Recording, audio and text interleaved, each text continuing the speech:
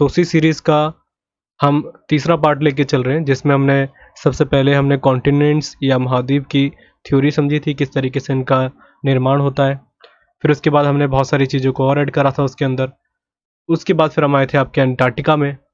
उसके बाद हमने बात करी थी ऑस्ट्रेलिया को देखेंगे। तो आज हमारा ऑस्ट्रेलिया का पहला टॉपिक है, पहला इसके बारे में समझेंगे। ये 2 चैप्टर में रहेगा, क्योंकि बहुत बड़े क्वेश्चन यहाँ से बनते हैं, बहुत डिटेल में समझना हमारे लिए ज़रूरी है, क्योंकि ऐसा कॉन्टिनेंट है जहाँ पर आपके पहली बात तो कुछ भी चीज़ें सबसे ज़्यादा यहाँ परफेक्ट देखे जाते हैं, क्योंकि अंटार्कटिका में ज़्यादातर चीज़ें थी नहीं क्वेश्चन लायक, जो थी मैंने आपको बता दिया। पर ऑस्ट्रेलिया वैसे भी महत्वपूर्ण हो जाता है, क्योंकि आप जानते हैं देश वाइज भी आप इसको कंसिडर कर सकते हैं, लोग बहुत रहते हैं यहाँ पे, तो अलग अलग तरीके से रिवर सिस्टम है यहाँ पर, उन सभी चीज़ों को डिटेल में देखेंगे।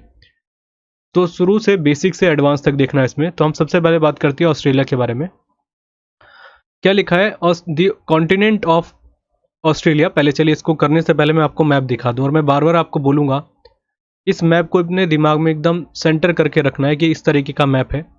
कहानी ये, मैं इसलिए यहाँ पर इस चीज़ों को मैंने कम बहुत चीज़ों को थ्योरी में लिखा है, क्योंकि मैं खुद चाहे कभी की बात हो, मैं जब भी नोट्स बनाता हूँ तो ज्योग्राफी के बहुत कम कोशिश करता हूँ कि उसके नोट्स में इस तरीके से लिखूँ। ज़्यादातर मैं मैप्स के बारे में कोई चीज़ें आ रही है तो उनको मैप के थ्रू मैं ड्रॉ कर लेता हूँ, जिससे जो भी चीज़ें वो रुक जाती हैं, बहुत कंसाइज वे में वो लिखा जाता है। तो आप भी मैप को अपने दिमाग में रख लीजिएगा, क्योंकि यहीं से मैं आपको सारी चीज़ें रिलेट कर करके बताऊँगा। तो यहाँ पे लिखा है the continent of Australia is surrounded by the water from all the sides due to which it is also known as the island continent. इसको द्वीपीय महाद्वीप के नाम से भी जाना जाता है। क्यों? क्योंकि आपको दिख रहा है चारों तरफ इसके पानी पानी है, इसलिए इसको आप द्वीपीय महाद्वीप भी कह सकते हैं। और जगह देखेंगे तो कहीं ना कहीं से थोड़ा बहुत कनेक्ट हो रहता है वो जमीन से। तो ये हो गया आपका द्वीपीय महाद्वीप के रूप में इसको जाना जाता है। ठीक है, तो पूछा जाएगा किसको कहा जाता था, आइलैंड कॉन्टिनेंट का नाम है वो, एक तरीके से ऑस्ट्रेलिया को कहा जाता है। इसके बाद लिखा है क्या, the Tropic of Capricorn passes through the continent of Australia. बहुत सिंपल सी बात है, यहीं से एकदम बीचों बीच आपकी क्या जाती है, जिसको हमने बात करी है मकर रेखा, उसको हिंदी में कहते हैं, और वैसे उसको कहते हैं ट्रॉपिक ऑफ कैप्रिकॉर्न। ठीक है, मकर रेखा, हिंदी में मकर रेखा कहेंगे। तो ये भी इंपॉर्टेंट मार्क करके रखिएगा, एकदम बीचों बीच होकर गुजरती है ये। इसके बाद हमने कहाँ तक देख लिया था, हाँ, and the Australia is also known as the land of thirsty land. क्या? प्यासी भूमि की धरती इसको कहा जाता है, प्यासी भूमि। क्यों कहा जाता है ये भी मैं बात करता हूँ, क्योंकि क्वेश्चन कई बार एसएससी में आया, तो इसको आप इंपॉर्टेंट मार्क करके रखिएगा। एक ये वाला भी आपका क्वेश्चन कई बार आता है, और एक ये वाला। अभी फैक्चुअल में चीज़ों को बता रहा हूँ, अभी डिटेल में हम समझेंगे। तो लैंड ऑफ थर्स्टी इसलिए कहा जाता है क्योंकि सबसे ज़्यादा अगर आप देखेंगे, ये आपको इलाका जो दिख रहा है यहाँ पर छोटे छोटे जो पीले कलर का है, आप इसको डेजर्ट कह सकते हैं। तो रेगिस्तान के कारण इसको ज़्यादातर आप इलाका देखेंगे तो यहाँ पर डेजर्ट का दिखेगा, आपको साइड में भी दिख रहा है ये इस तरीके से। तो यहाँ पर वनस्पति वगैरह उगती है नहीं, तो पानी की तो जाहिर सी बात है कमी देखी जाएगी, इसलिए इसको प्यासी भूमि का एक तरीके महाद्वीप भी कहा जाता है, या देश भी कह सकते हैं आप उस तरीके से। और एक और चीज़ याद रखिएगा, हमने यहाँ पे लिखा नहीं है, क्योंकि सबसे छोटा महाद्वीप आपसे पूछा जाएगा आइलैंड, तो यही है, हम पढ़ चुके हैं इसके बारे में। The name of the Australia's largest mountain range is the great dividing range. बहुत इंपॉर्टेंट है, बहुत इंपॉर्टेंट।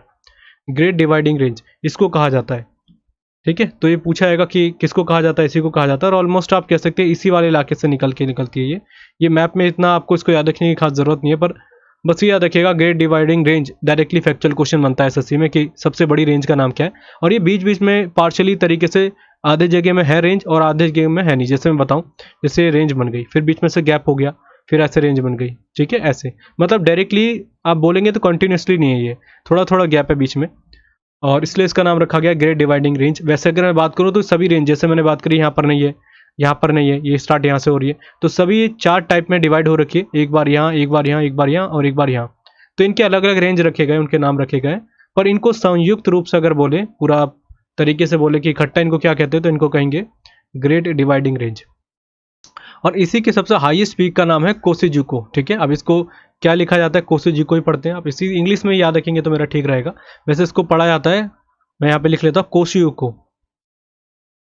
कोशियुस्को ऐसे पढ़ा जाता है, पर जैसे इंग्लिश में लिखा है तो कोशिश रखे इसी तरीके से आ रहे। हाईएस्ट पीक इसकी यहाँ पर पड़ती है सेंटर में, ये लिखा था longest river in the Australia name the मुरे डार्लिंग रिवर। ठीक है, इसको ऐसे पढ़ेंगे, मुरे मुरे डार्लिंग रिवर। ठीक है, ये 2 रिवर हैं और कह सकते हैं कि यहीं से निकलती हैं। देखिए इस वाले इलाके से निकलती हैं ये, और ये यहाँ से थोड़ा यहाँ से आती है बीच में से, इसी रेंज से होते हुए यहाँ से निकल जाती है। अभी मैं आपको पूरा समझाऊंगा कहाँ पर जाती है लास्ट में। तो ये दोनों मिलकर, पहले मुर्रे है एक का नाम, और एक का नाम है आपका जो हमने बात करी है, एक का नाम क्या है अपने जो डार्लिंग। ठीक है, मुर्रे और डार्लिंग ये दोनों जो निकलती हैं, ये दोनों साथ में लास्ट में मिल जाती है और यहाँ से निकल के आपका नीचे की तरफ आ जाती है, जिसको कहते हैं स्पेंसर बे या स्पेंसर खाड़ी की तरफ नीचे गिर जाती है। अभी हम बात करेंगे इसके बारे में। फिर लिखा है the great barrier reef is located in the north east region of Australia. बहुत ज़रूरी है, ये देखिए आपको दिख रहा होगा ना रीफ, इसको कहते हैं ग्रेट बैरियर रीफ, और ये आपके ऑस्ट्रेलिया के ही इस वाले इलाके में पड़ती है, नॉर्थ ईस्ट वाले इलाके में। मैं इसके बारे में अभी आपको बहुत डिटेल में बताऊंगा क्योंकि बहुत सारे क्वेश्चन यहाँ से बनते हैं। अभी मैंने आपको कंसाइज वे में समझा दिया, जो हमारे लिए फैक्चुअल चीज़ें हैं, आप एक एक बार तरीके से इसको देख लेंगे। अब बात करते हैं सबसे पहली बात, देखिए ऑस्ट्रेलिया, अगर हम वर्ल्ड मैप मैंने यहाँ पे नहीं रखा, नहीं वर्ल्ड मैप के हिसाब से आप थोड़ा सा एटलस अपने पास रखें, आप उसको देखिएगा। यहीं पर साइड में आपका न्यूजीलैंड पड़ता है। ठीक है, न्यूजीलैंड पड़ता है, और इसी के आसपास ये पूरा जो आपको दिख रहा है ऑस्ट्रेलिया है। देखिए ऑस्ट्रेलिया एक कॉन्टिनेंट है, हम तो जानते हैं, पर कई बार ऐसे क्वेश्चन आ जाते हैं कि बताइए ओशिनिया क्या है। ओशिनिया, ठीक है, ओशिनिया पूछा जाता है क्या।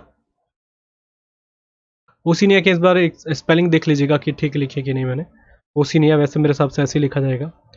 तो ओशिनिया पूछा जाता है कि किन किन देशों का, या आप कह सकते हैं किन के साथ संयुक्त रूप से इसको बोला जाता है। तो देखिए अब तो हमने कॉन्टिनेंट की बात करी, वो तो आपका ऑस्ट्रेलिया है ही, इसी में ओशिनिया में मिला के ऑस्ट्रेलिया को जोड़ा जाता है एक अलग से। ऑस्ट्रेलिया हो गया, हमने बात करी न्यूजीलैंड एकदम पास में पड़ता है, अपने पास एटलस होगा या अपने वर्ल्ड मैप मेरे हिसाब से आपके पास होगा, उसको जरूर दिखेगा। ऑस्ट्रेलिया प्लस में न्यूजीलैंड, फिर यहाँ पर एक छोटा सा ऊपर वाले इलाके में, यहीं पे जैसे हम वर्ल्ड मैप में बात कर रहे हैं, ये मान के चलिए यहाँ पर ये पड़ गया आपका ऑस्ट्रेलिया न्यूजीलैंड। फिर यहीं पर आपका ऊपर पड़ जाता है मेलोनेशिया। ठीक है, मेलोनेशिया, आइए मैं बताऊंगा इसमें क्या इंपॉर्टेंट है। मेलोनेशिया हो गया, फिर आपका हो जाता है माइक्रोनेशिया, इसके बाद एक और जोड़ लेंगे इसमें, माइक्रोनेशिया के बाद हो जाता है पोलिनेशिया। पोलिनेशिया, इन सभी को आप इंग्लिश में लिख लेंगे मेरे हिसाब से, सेम वैसे ही, ज़्यादा दिक्कतें होंगी नहीं, जैसे लिखा है वैसे इंग्लिश में लिख लेना इसको। ये मैंने क्यों बताया, क्योंकि एक बार एसएससी में आ चुका है, और ये थोड़ा सा इंपॉर्टेंट इसलिए हो जाता है क्योंकि छोटे छोटे आइलैंड है, ये ऐसा समझ लीजिए, छोटे छोटे आइलैंड है, और इनको सभी को संयुक्त रूप से ओशिनिया कहा जाता है। जैसे हम बात करते हैं यूरोप और एशिया के बारे में, तो हम उसको संयुक्त रूप से यूरेशिया के नाम से बोल देते हैं कई बार। ठीक है, तो इसी तरीके से आपको इनको संयुक्त रूप से क्या कहा जाता है, ओशिनिया, और जिसमें ऑस्ट्रेलिया भी इंक्लूड है, आपका न्यूजीलैंड भी इंक्लूड है, फिर मेलोनेशिया है, फिर पॉलिनेशिया और माइक्रोनेशिया है। तो इन सभी को साथ में याद रखेंगे तो याद हो जाएगा आपको कि ओशिनिया क्या है। इनकी कहानी और भी है बहुत डिटेल में, पर हमको एसएससी के लिए इतना डिटेल में नहीं जाना। एसएससी में फैक्चुअल क्वेश्चन ज़्यादा पूछता है, तो बस फैक्चुअल चीज़ें याद रखिएगा। इसमें ऑस्ट्रेलिया है, हमने कौन कौन सी को याद करा ओशिनिया के रूप में, हमने बोला ऑस्ट्रेलिया प्लस न्यूजीलैंड। ठीक है, फिर हमने बात करा माइक्रो से याद रखिएगा, माइक्रोनेशिया, फिर है पोलिनेशिया, फिर इसके बाद हमने बात करी थी आपका मेलेनेशिया। ठीक है, तो ये पांचों को याद रखिएगा, संयुक्त रूप से इसे कहा जाता है। ऑप्शन में आ सकता है कि बताइए कौन सा ऐसा पार्ट है जो ओशिनिया के अंतर्गत नहीं आता, तो आप इनमें से पांचों को याद रखेंगे तो आराम से एलिमिनेट कर सकते हैं। ठीक है, अब देखिए मैं इसके बारे में कुछ और चीज़ें यहाँ पर ऐड करता हूँ, मैप में ही मैं सारी चीज़ें आपको पॉइंट आउट करके समझाऊंगा। अब सबसे पहली बात हम कर लेते हैं इसके बारे में। आपको ये वाला इलाका दिख रहा होगा आपसे, ये वाला इलाका, ये दिख रहा है ना आपको इलाका, ये आपको दिख रहा होगा अलग तरीके से, बहुत अलग तरीके से इसको कह सकते हैं, तीनों जगह से ये अंदर से भूमि में हो रही है, और यहाँ पर आपको एक कह सकते हैं खाड़ी के रूप में लग रहा है थोड़ा सा। तो ये आपसे पूछा जाएगा कि इसका नाम क्या रखा गया है, तो इसको कहते हैं कारपेंट्रिया। पहले मैं हिंदी में लिख लेता हूँ, ये देखिए यहाँ पे लिखा है इंग्लिश में, अगर वो क्या पता वीडियो के टाइम पे आपको दिखे ना, पर फिर भी हम देख लेते हैं। यहाँ पे कारपेंट्रिया इसको कहा जाता है, और इंग्लिश में ऐसे लिखेंगे। आज तक मैंने एसएससी में तो नहीं देखा ये क्वेश्चन कि आपके आया है, ये आएगा यहाँ पर। ठीक है, कारपेंट्रिया, कारपेंट्रिया की खाड़ी इसको कहते हैं। ये बहुत ही मस्ट है क्योंकि एसएससी में तो नहीं आया, पर अभी रेलवेज के एनटीपीसी के एग्जाम में आया था, और मैं पूरी कोशिश कर रहा हूँ कि जितनी भी आपको ऊपर ऊपर की नॉलेज है, ज़्यादा डेप्थ में ना जाके फैक्चुअल क्वेश्चन पे ज़्यादा बिलीव करूँ, क्योंकि खाड़ी जो होती है हमारी, जिसको बे कहा जाता है, ये क्वेश्चन कई बार आ जाते हैं कि बताइए कहाँ पर है ये। तो कारपेंट्रिया बे आपकी कहाँ पर पड़ती है, गल्फ कह सकते हैं आप इसको, ये पड़ती है इस इलाके में। ठीक है, तो इसको भी याद रखिएगा, गल्फ ऑफ कारपेंट्रिया। ये ऑस्ट्रेलिया में डायरेक्टली क्वेश्चन आ जाएगा कि बताइए कि गल्फ ऑफ जो आपका कारपेंट्रिया कहाँ पर है, तो याद रखेंगे ऑस्ट्रेलिया। मैप वाइज मैं इसलिए बोल रहा हूँ कि अपने दिमाग में थोड़ा सा ध्यान रहेगा ना कि मैप से कुछ चीज़ों को याद हो जाता है। आप रट्टा मार के बैठे रहेंगे कारपेंट्रिया तो कुछ फ़ायदा नहीं होगा। तुरंत याद रखना है कि हम मैप पढ़ रहे थे और मैप में यहीं पे लिखा होता है कारपेंट्रिया, और जब भी आप नोट्स बनाएंगे तो एक अपने हाथ से थोड़ा मेरे हिसाब से मैप बना ले और वहीं पर ऐसे लिख के उसको साइड में लिख लेना है कि कारपेंट्रिया यहाँ पर आपको पड़ता है। ठीक है, अब देखिए इसी वाले इलाके को, ये भी खाड़ी के रूप में दिख रहा है आपको थोड़ा सा, अगर इस तरीके से देखा जाए, इसको कहा जाता है बोनापार्ट। ठीक है, बोनापार्ट। तो पूछा जाएगा बोनापार्ट आपका जो खाड़ी है ये कहाँ पर पड़ती है, तो इस वाले इलाके को कहा जाता है जो ऑस्ट्रेलिया में ही है। ये ज़्यादातर आती नहीं है, सबसे ज़्यादा इंपॉर्टेंट है आपकी कारपेंट्रिया। ठीक है, ये हो गया क्लियर। और ये इसी इलाके को मैं बोल रहा हूँ, बार बार इसको कंसिडर करके रखिएगा अपने दिमाग में कि छोड़ना नहीं है। देखिए मेरे से एक छोटी सी गलती हो गई कि मैंने पूरा मैप नहीं निकाला। यहीं पर एक छोटा सा अगर मैं अलग से बना देता हूँ उसको ड्रॉ करके, ऐसा है देखिए, ऐसा फिगर ऐसा टाइप का है वो। और ये बीच में आपको थोड़ा बहुत अगर देखेंगे तो बीच में जल संधि से जुड़ी रहती है। जल संधि जानते होंगे, जैसे दो देशों के बीच में, जैसे हमारा भारत है, भारत से हल्का से एक लाइन आप नीचे की तरफ देखेंगे मैप में तो यहाँ पे श्रीलंका जुड़ा हुआ है यहाँ से, तो इसी को जल संधि कहते हैं। इसको स्ट्रेट कहते हैं इंग्लिश में, स्ट्रेट, या इसको कहते हैं जल संधि कह सकते हैं।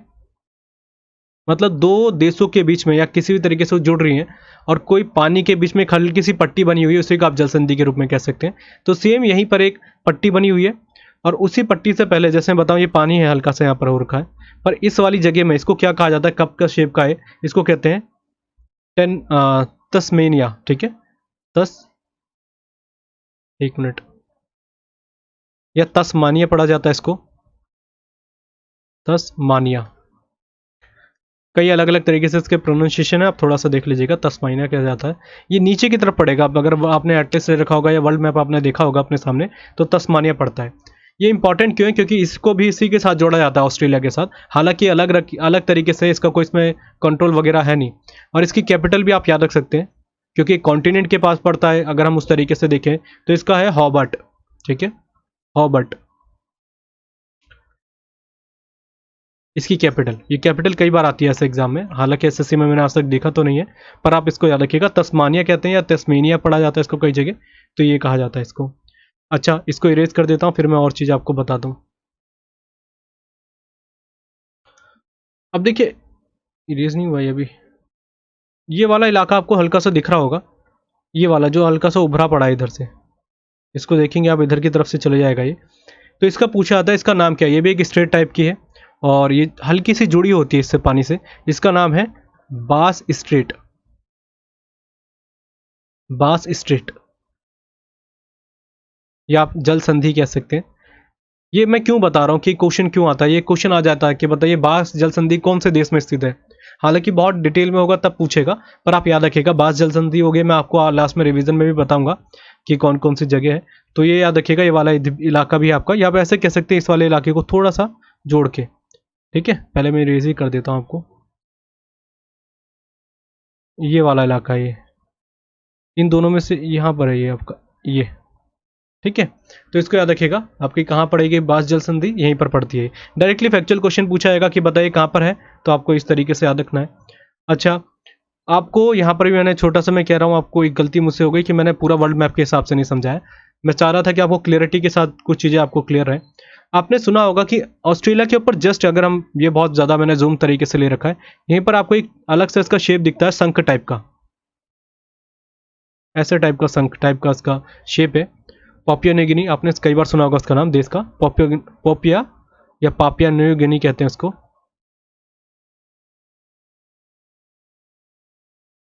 ठीक है, हिंदी में ऐसे लिखते हैं इसको, पापुआ न्यू गिनी। ठीक है, ये नाम है इसका। ये इसके जस्ट ऊपर पड़ता है। देखिए क्वेश्चन आपके सामने आ सकता है कि बताइए पापुआ न्यू गिनी का लोकेशन कहाँ पर है, तो ऑस्ट्रेलिया के एकदम थोड़ा ऊपर नीचे पड़ता है। न्यूजीलैंड को भी आपको याद रखना है, वो नीचे की तरफ पड़ता है, ये थोड़ा ऊपर की तरफ पड़ता है। मैं ये क्यों बता रहा हूँ पापुआ न्यू गिनी का क्या इससे रिलेशन है। इसके बीच में एक हल्का सा आप कह सकते हैं कि थोड़ा सा गैप है, जल संधि कह सकते हैं, आप कह सकते हैं बीच में वाटर वाला एक जगह है, तो उसका नाम कई बार आपके एग्जाम में आ जाता है। और यहाँ पर मैंने शायद लिख भी रखा है, इसको पहले हटा देता हूँ मैं। ये देखिए, ये वाला इलाका टॉरेस पढ़ा जाता है इसको। ठीक है, टॉरेस, टॉरस स्ट्रेट के नाम से।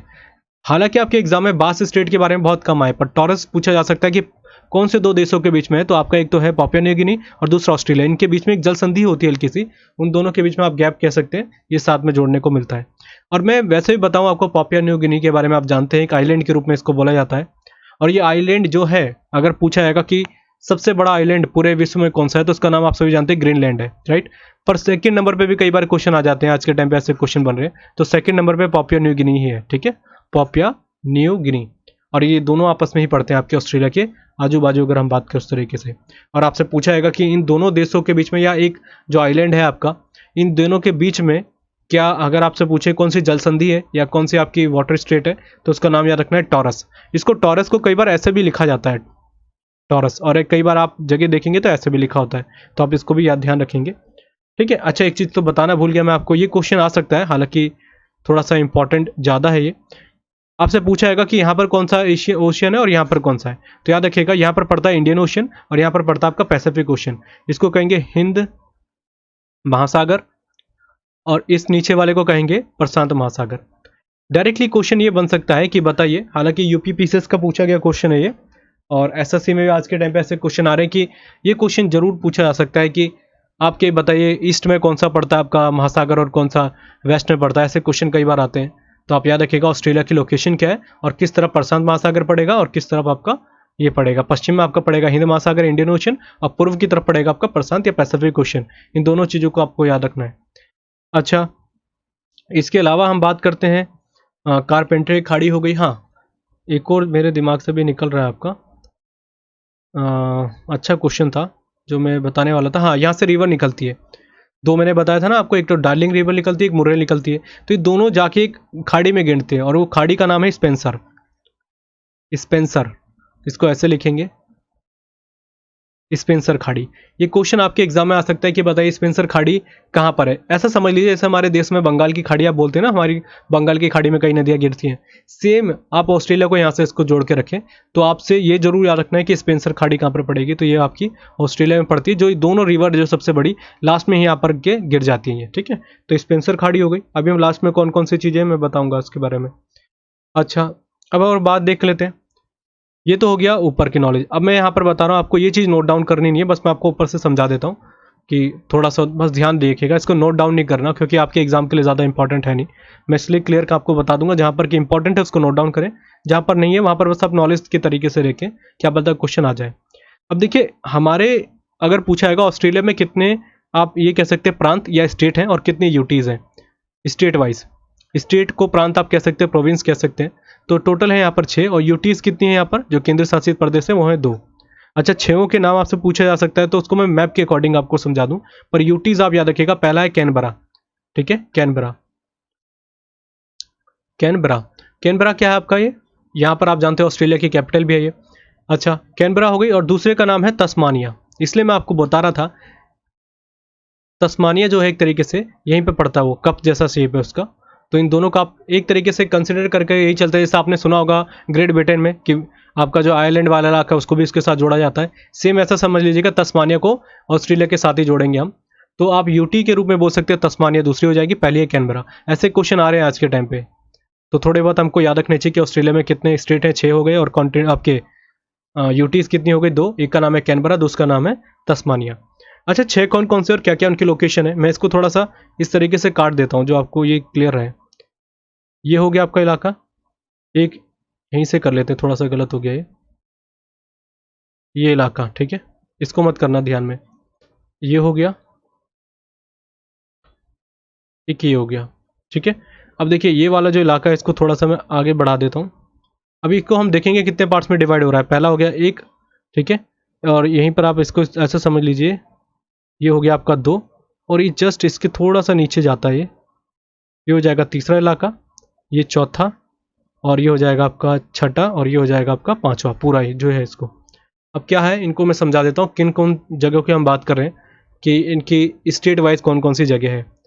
पहली बात सबसे ज़रूरी, यहाँ पर आपको नाम दिख रहा होगा क्वींसलैंड। क्वींसलैंड, इसको ऐसे हिंदी में लिखते हैं क्वींसलैंड, इसको पढ़ा जाता है।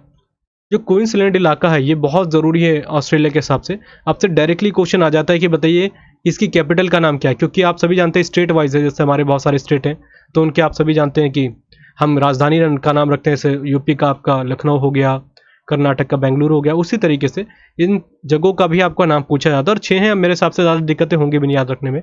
तो जो पहला आपका प्रांत हो जाता है उसका नाम है क्वींसलैंड, और इसी की जो कैपिटल है उसका नाम है ब्रिस्बेन, ब्रिस्बेन आपने बहुत बार सुना होगा, अभी रिसेंट में तो वर्ल्ड कप भी हो रहे थे 2023 के, सॉरी 2023 के नहीं, 2022 के थे शायद, T20 वर्ल्ड कप, तो ऑस्ट्रेलिया में हुए थे। ब्रिस्बेन का नाम बहुत ज़्यादा चल रहा था, तो ब्रिस्बेन इसकी कैपिटल का नाम है। ठीक है, पहला क्वींसलैंड का, यहाँ पे इरेज कर देता हूँ मैं पहले, चलिए इरेज करेंगे तो फिर जगह निकल जाएगी यहाँ से।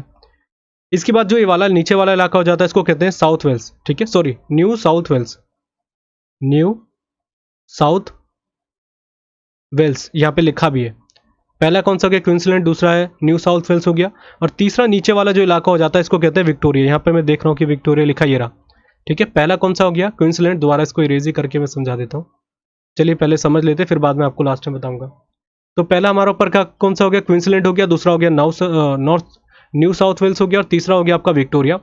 अगर इसके अलावा हम बात करें चौथे नंबर पे कौन सा है, तो ये साउथ ऑस्ट्रेलिया हो जाता है।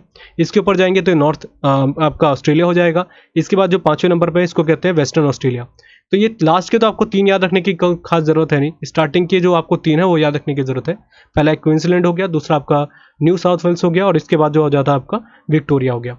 कहानी सबसे ज़्यादा आपके एग्जाम में आती है क्वेश्चन की आपको कैपिटल के बारे में पूछा जाता है। मैं फिर बता रहा हूँ ये एसएससी के लिए इंपॉर्टेंट नहीं है, एसएससी में ज़्यादातर यहाँ से क्वेश्चन नहीं आते कैपिटल।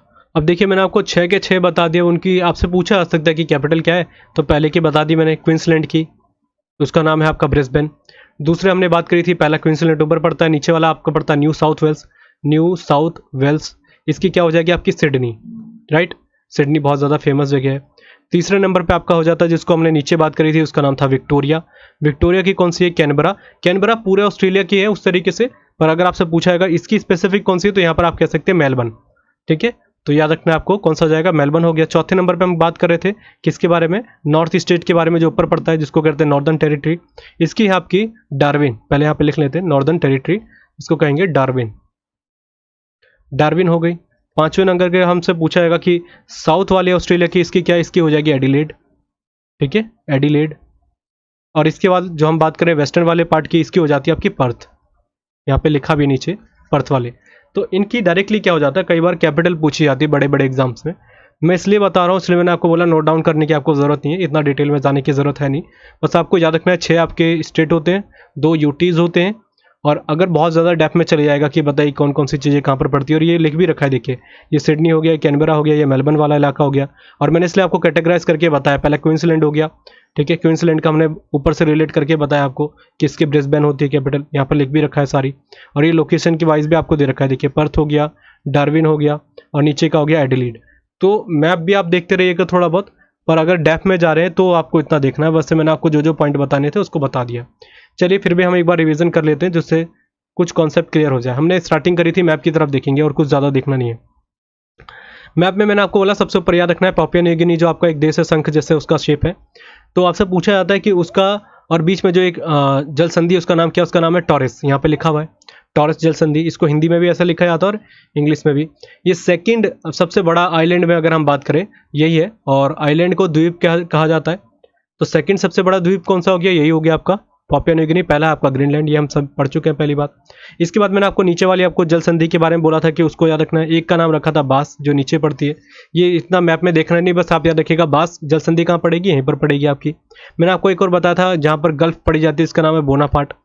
बोनापार्ट को भी आप याद रख सकते हो, वहीं पर पड़ती है आपकी। ठीक है, इसके अलावा हमने कौन सी बातें करी थी, हिंद महासागर आपका इस तरफ पड़ता है, प्रशांत महासागर आपका इधर पड़ता है जिसको कहते हैं पैसिफिक ओशन, और इसको कहते हैं इंडियन ओशन, राइट। तो ये सब चीज़ों को याद रखिएगा जो हमने बात करी थी। यहाँ पर न्यूजीलैंड पड़ता है एकदम नीचे की तरफ, और ये जो हमने बात करी थी इसके बारे में, इसका तस्मानिया नाम बोला था मैंने आपको, ये सेकंड यूटी है ऑस्ट्रेलिया का। और इसकी हमने बात करी थी होबार्ट, जो इसकी क्या नाम है, कैपिटल है, इसकी राजधानी है होबार्ट, इसको भी याद रख लीजिएगा। इसी तरफ मैंने आपको बोला था कि स्पिंसर खाड़ी है, या उसको कह सकते हैं कि स्पिंसर स्पेलिंग ऐसे लिखेंगे, स्पिंसर, जहाँ पर मैंने बताया था 2 नदियाँ आती है, मुर्रे और आपकी डार्लिंग, यहीं पर आके गिर जाती है। तो इन सब चीज़ों को आपस में थोड़ा सा रिलेट करते रहेंगे, 1-2 बार रिवाइज करेंगे तो हो जाएगा।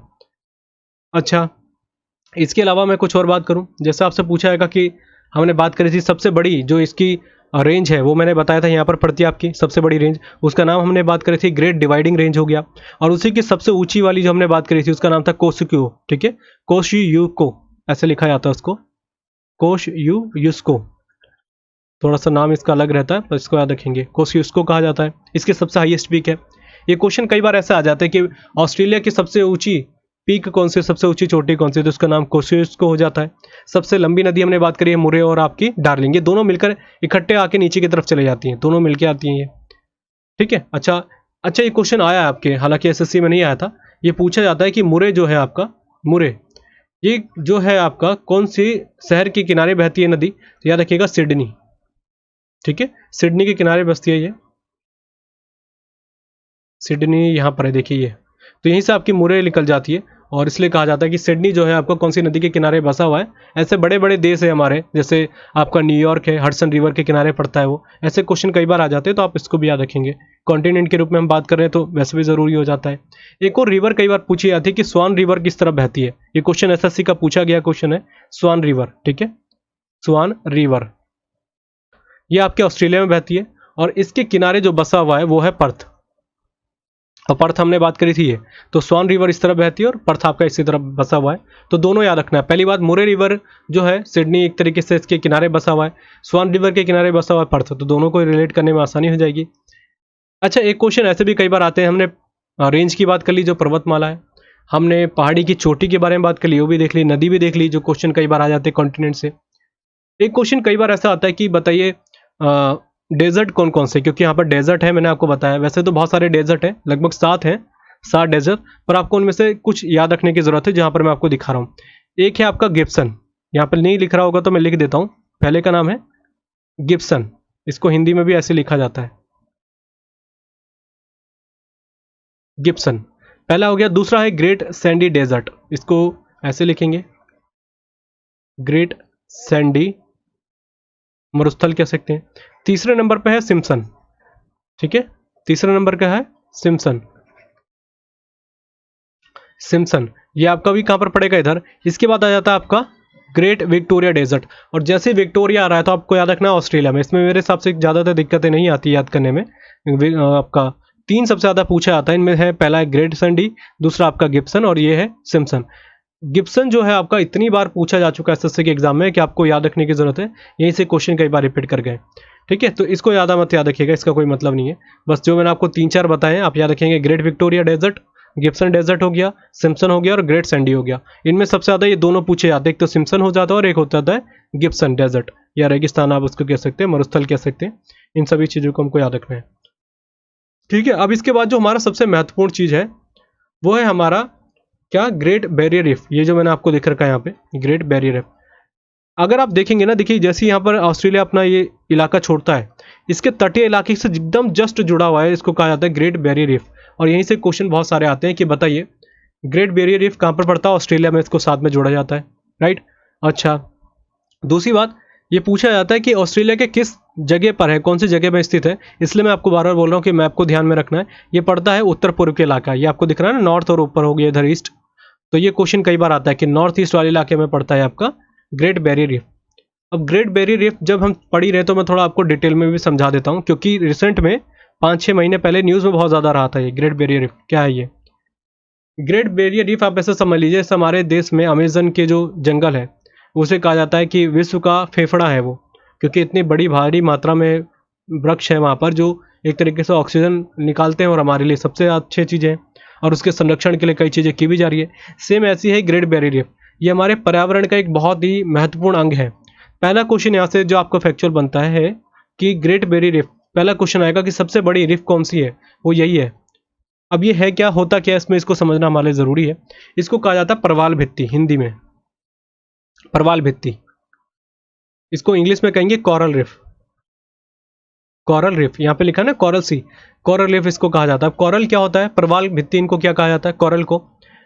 कॉरल ऐसा समझ लीजिए एक तरीके से जीव होते हैं, मैं भी इसके बारे में और डिटेल में समझा दूं, पर अभी मेरे दिमाग में क्वेश्चन आया था। ग्रेट बैरियर रीफ का क्वेश्चन सबसे जरूरी बनता है कि इसको यूनेस्को वर्ल्ड हेरिटेज साइट में कब जोड़ा गया था, वर्ष 1981 का वर्ष था जब इसको जोड़ा गया, क्योंकि इसके संरक्षण को करना बहुत अनिवार्य है, मैंने आपको बताया है, क्योंकि अगर ये विनाश हो गया, इनका समापन हो गया, फिर जो हमारा अस्तित्व है धीरे धीरे समाप्त हो जाएगा। और ये देखा भी जा रहा है, अभी रिसेंट की जो रिपोर्ट आई थी यूनेस्को की, उन्होंने यूनाइटेड नेशंस में ये रिपोर्ट रखी कि आने वाले 2050 तक ये पूरी तरीके से समाप्त हो जाएगा जो आपका ग्रेट बैरियर रीफ है।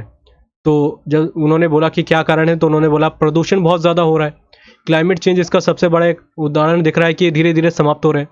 समाप्त अभी मैं इसके बारे में बताऊंगा समाप्त कैसे हो रहे हैं। आपको इंटरेस्ट भी आएगा समझने में और थोड़ा बहुत हमको नॉलेज भी होनी चाहिए जिस चीज़ के बारे में। तो ये जब देखा गया तो उन्होंने रिपोर्ट रखी, तो इसलिए संरक्षण करने के लिए बहुत चीज़ें की गई। उन्होंने इसके लिए ऑस्ट्रेलिया की गवर्नमेंट को बहुत पूरी तरीके से आलोचना करी, किसने, यूनेस्को ने, कि ये एक तरीके से ढंग से ध्यान नहीं दे रहे। तो ऑस्ट्रेलिया ने कहा कि हम क्यों नहीं ध्यान दे रहे, क्योंकि हमारा तो सबसे बड़ा टूरिस्ट प्लेस है। और रियल बात है कि ऑस्ट्रेलिया अपना पैसा इसमें बहुत ज़्यादा लगा रहा है इसके संरक्षण में, पर वो अभी बीच में जो कोरोना वगैरह आया था उससे थोड़ा सा डाइवर्ट हो गए, क्योंकि यहाँ पर आपके टूरिस्ट लोग आ नहीं सकते थे, क्योंकि बैन कर दिया गया था हर जगह जाने के लिए इधर उधर। तो इन्होंने पैसा लगाना बंद कर दिया, जिसके कारण बहुत भारी गिरावट देखी गई इनके संरक्षण में। और जिसके कारण ये कहा गया है कि 2050 तक अगर ऐसी कंडीशन रही और अगर ऑस्ट्रेलिया इन पर ज़्यादा ध्यान नहीं देता तो ये समाप्त हो जाएंगे, और एक बहुत बड़ा अस्तित्व जो है अगर हमारे पृथ्वी में जो चीज़ का है ये समाप्त हो जाएगा। ऐसे क्या चीज़ है इसके अंदर जो हमारे लिए बहुत ज़रूरी है? पहली चीज़, मेडिसिन जो हमारी बनती है, जो पाइल्स वगैरह की बहुत अच्छी अच्छी बीमारी है, जो आप कह सकते हैं जो शरीर को एकदम अच्छी अच्छी दवाइयाँ, सॉरी मैं कह रहा हूँ बीमारियाँ, ऐसी ऐसी दवाइयाँ बनती हैं जो बहुत बड़ी बड़ी बीमारियों को समाप्त कर देती है। जिससे दिनचर्या जैसे आपकी बीमारियाँ होती हैं, जो दैनिक दिनचर्या का हिस्सा है, उन सभी के लिए दवाइयाँ यहाँ से निकाली जाती है। पहली चीज़ तो ये है, दवाइयों का यहाँ से प्रोडक्शन कह सकते हैं, वो जड़ी बूटियाँ निकलती हैं यहाँ से। दूसरी बात, ये सबसे बड़ी इकोनॉमी का एक कह सकते हैं बेस कैंप है ऑस्ट्रेलिया के लिए। अब ऑस्ट्रेलिया के लिए तो जाहिर सी बात है, विश्व एक तरीके से आर्थिक तरीके से देखा जाए तो वो भी सस्टेन कर रहा है, तो इकोनॉमिक तरीके से बहुत ज़्यादा फर्क देता है ये। क्यों? क्योंकि बहुत बड़ी मात्रा में टूरिस्ट लोग आते हैं, ऑस्ट्रेलिया के ही नहीं, बहुत बड़े बड़े जो भी कंट्रीज़ हैं, चाहे इंडिया के भी लोग जाते हैं यहाँ पर। आप व्लॉग वगैरह देखते होंगे तो आपने देखा होगा। इसके बाद तीसरे नंबर पे, पहली बात तो आप क्या दवाइयाँ वगैरह हो गई, इसके बाद आपका हम बात करें इकोनॉमी के बारे में। दूसरी बात है पर्यावरण। ये पूरे विश्व जो आपका विश्व है उसको बहुत अफेक्ट कर रहा है। जाहिर सी बात है, जो हमारे पर्यावरण में जो क्लाइमेट चेंज हो रहा है वो हम सभी पे उसका अस्तित्व देखने को मिल रहा है। पर्यावरण के ऊपर मैं आपको चैप्टर जरूर कराऊंगा। पर्यावरण का सबसे बड़ा दुष्प्रभाव जो देखा जा रहा है वो पाकिस्तान और इंडिया में ही देखा जाएगा आने वाले समय में। ये कहा जा रहा है कि हमारे जो बहुत तटीय वाले इलाके हैं वो समाप्त हो जाएंगे आने वाले कुछ समय में, अगर हमने इस पर कोई काम नहीं करा। तो पर्यावरण के लिए सबसे बड़ा काम है इनका, ये हमारे प्रोटेक्शन करें हमारे पर्यावरण की। पहला कारण ये, चौथा नंबर पे हो गया वनस्पति जो हो गई हमारी बड़ी बड़ी, जो बहुत ऐसी जगह है जो यहाँ पर ऐसी वनस्पति कोई और जगह में नहीं मिलती, वो यहाँ पर देखने को मिलती है, ठीक है, जिसको कह सकते हैं पेड़ पौधे। इसके अलावा अगर आप बोलेंगे जो ऐसे ऐसे जीव जंतु हैं यहाँ पर जो पाए जाते हैं वो और कई जगहों में नहीं पाए जाते, तो उनका भी एक अस्तित्व होना अनिवार्य है ये सब चीज़ों के कारण। इसके अलावा अगर हम बात करें कि जो हमारा वायु प्रदूषण है उसको समाप्त करने में इसका मेन रोल है, तो ये इन सभी के कारणों के कारण यूनेस्को ने इसको वर्ल्ड हेरिटेज साइट में शामिल करा कि इसका हमें प्रोटेक्शन करना पड़ेगा। अगर ये समाप्त हो गए तो काफ़ी हद तक लोगों को या पूरे विश्व को इसको झेलना पड़ जाएगा, ठीक है। इसी कारण इसको जो कोरल रिफ जो हम बात कर रहे हैं, जो ग्रेट बैरियर रिफ जिसको कहा जाता है, इसको समुद्र का बगीचा भी कहा जाता है, समुद्र का बगीचा। इसको मैं आगे भी और थोड़ा सा डिटेल में समझाऊंगा, मैंने अभी आपको यहाँ से समझा दिया। इस सेशन को मैं यहाँ पे समाप्त कर देता हूँ, क्योंकि मैं इसको आपको पिक्चराइज करके दिखाऊंगा, जो मैं आपको पिक्चर लगा के दिखा दूंगा कि क्या है, किस तरीके से दिखता है। बहुत सुंदर दिखता है ये ऊपर से, क्योंकि ग्रीन ग्रीन कलर का है पूरा इस इलाके में, ये ऐसे बन रखा पूरी लाइन से, बहुत बड़ा है, मतलब बहुत बड़े इलाके में फैला हुआ है ये, और धीरे धीरे समापन की तरफ जा रहा है। अगर इसमें काम नहीं किया जाए तो समाप्त हो जाएगा। तो ऑस्ट्रेलिया को फर्स्ट पार्ट में मैंने इतना ही रखा है, इसका सेकंड पार्ट भी शामिल करेंगे। और ज़्यादा ज़रूरी इसलिए कि हमको कोई भी टॉपिक यहाँ से छोड़ने नहीं है, ऑस्ट्रेलिया से बहुत सारे क्वेश्चन आते हैं। तो आज की वीडियो के लिए इतना ही, थैंक यू।